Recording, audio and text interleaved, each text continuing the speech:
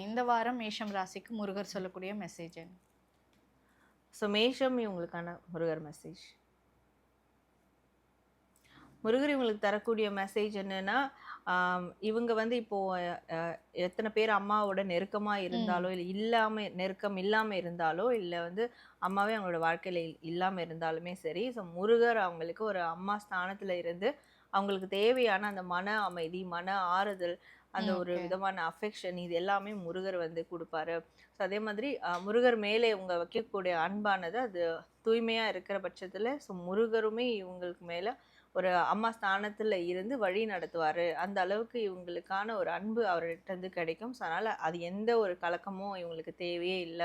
மேற்கொண்டு இவங்கள முருகரே கெதி அப்படின்னு சொல்லிட்டு ம். மற்ற வேலைகள செய்றது கூட நல்லதா இருக்கும். வேற எத பத்தியும் கவலைப்பட வேண்டாம் அப்படின்னு சொல்லிட்டு முருகர் அவங்களுக்கான மெசேஜ் குடுக்குறாரு. ஓகே. ஸோ மேஷம் ராசி நேயர்கள் யாராவது பார்த்துட்டு இருந்தீங்க அப்படின்னா, கீழ கமெண்ட் பாக்ஸ்ல ஓம் முருகா அப்படின்னு கமெண்ட் பண்ணிடுங்க.